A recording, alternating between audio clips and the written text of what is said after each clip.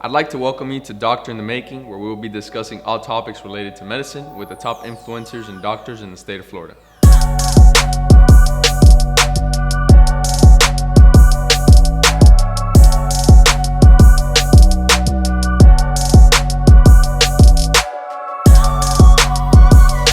Hey, Dr. Dooreck here, coming to you from South Florida as a clinical gastroenterologist, getting onto social media for one purpose only, sharing things on my platform, which are colon cancer screening and nutrition. Why am I doing it? Honestly, about 17 years of training before I went to start working. I've been working now for 15 years as a gastroenterologist. The things I see every day, the things my patients ask me every day are common questions on common symptoms, common disease states. If I can throw some of that back at you, why not? So let's talk a little bit about a very hot topic in GI, in medicine, called the gut-brain axis. There's a word maybe you heard about called the microbiome. What is the microbiome? It's this huge amount of bacteria living inside your bowels, lining your bowels. And is bacteria bad? Absolutely not. Think about it. Long before we had antibiotics, long before we were doing C-sections, long before the world was sterile and hospital environments, our bodies were being trained how to adapt to all the germs and viruses and bacteria in the world. Our bodies were meant to survive being exposed to this. When you were born through the vaginal canal, after coming out of a sterile position in the womb, we're all sitting in a womb of our mothers for 9 months, it's sterile, and you come out, suddenly boom, you're getting exposed to tons of bacteria, viruses, and your microbiomes and your defense mechanisms that it allows start to build immediately.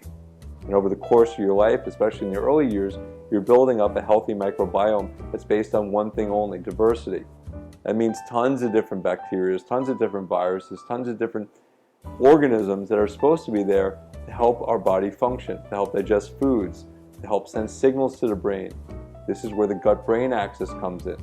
There's now markers and things that are involved showing us that our gut and our heart are tied in. There's going to be new testings and new ways to measure heart health tied into how we eat in the microbiome.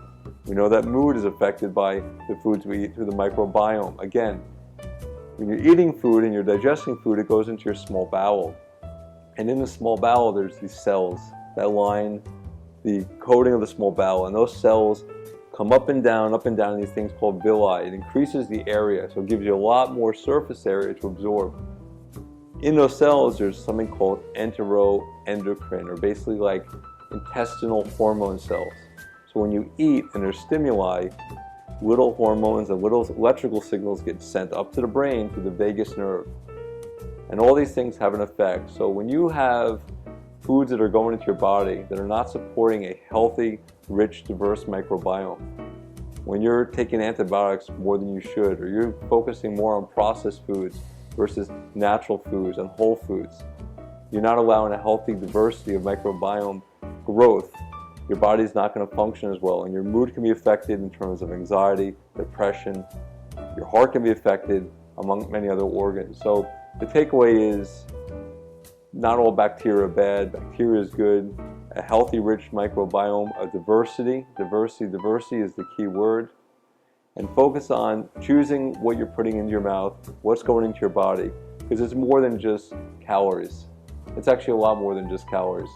These foods have direct effects, as I said, on your heart health, on your mental health, and your overall health together.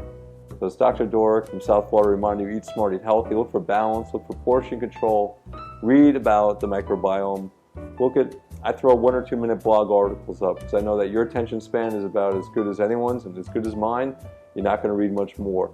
So keep it simple and keep it short. In terms of that, understand it, and have a good day and be smart and eat healthy, as I was saying. Thanks for watching. If you like this video and you want to see more, click the like button below and follow me on Instagram at @doctorinthemaking_.